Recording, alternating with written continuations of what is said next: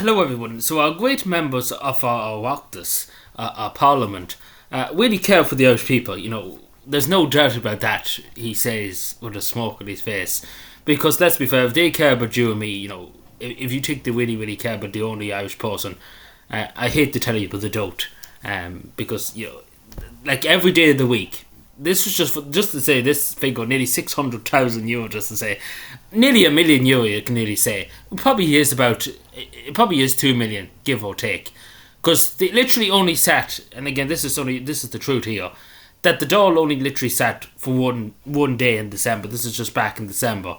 And they managed to claim 600,000 euro in expenses. Not even just the only salary. This is cow expenses, fuel expenses, all that. So how they managed to do this is anybody's guess. But yeah, no, just to say it, because you probably think it's from the last few months, But no, the Dáil sat on the 18th of December just to elect the Cam Colo and didn't really sit until the end of January, February nearly.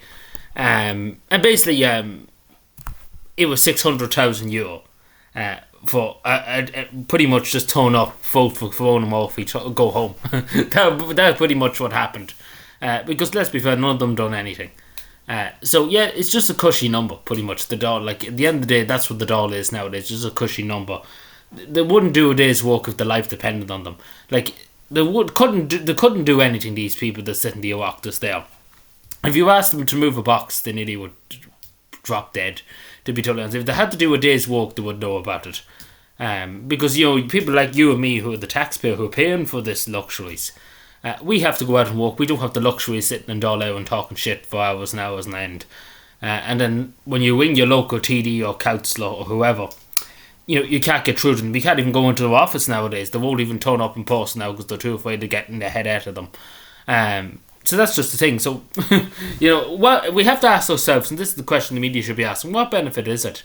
Like, what have they achieved? Like, this is another thing the media should be asking. What are these TDs have achieved since they got into government?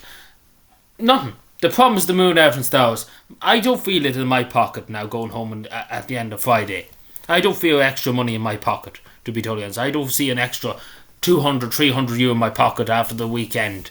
After the week's done, after my 40-hour week is done. I don't see it in my pocket. They see it in their pockets. They got a pay rise, so they know about it, and obviously their expenses. But this is the thing. They don't have to worry about it. But you and I, there's no benefit. What benefit has happened yet? Nothing has happened really. The Dáil really has not really done anything since January. There's nothing really been done. Pretty much, there's nothing been achieved. In any regard, nobody's better off. Pretty much, the only people that's better off is the TDs and the Dáil. There's nobody in Irish society being looked after at the moment, apart from people turning up out of the blue in the middle of the night. They're being looked after, don't worry about that. But the only Irish Joe that's working to pay for this is being fucked over in every turn. Because you see it every day of the week, money being thrown, literally. You might as well throw money into the fire at that stage, the way they're going on. Money for this, money for that, money for the other.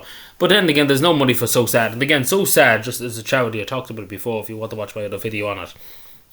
It's a suicide prevention charity. It's a voluntary group, rely on voluntary donations, and they were begging the government, because again, they could close down soon, because they don't have the funding. And they're begging the government to give them the money to keep open, to keep the service open.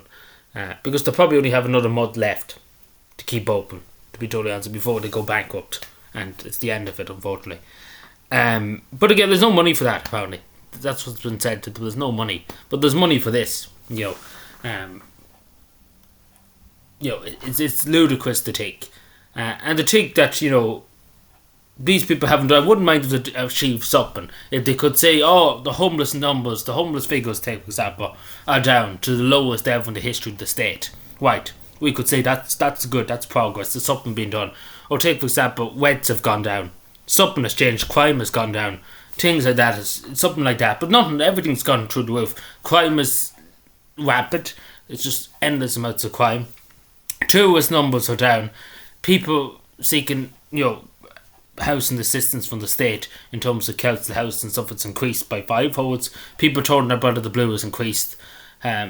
Nobody can get a house for love of money. People are leaving in their droves. Irish people are leaving in their droves to emigrate. Nothing has changed pretty much. This trolley crisis is every day of the week. Nothing has ever changed. We could go forward and go on and on and on, but pretty much what I'm trying to say, there's no benefit to giving them any expense at all.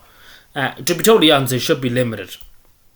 Obviously, they should get some small expense, but this expense, 500,000, 600,000, you could say, it's not a small expense, especially for fucking one day. They sat in the door for one day and they got that, and that, along with their only paycheck. It's beggars belief how people put up with this. But anyway, let me just take this, go have more and bye.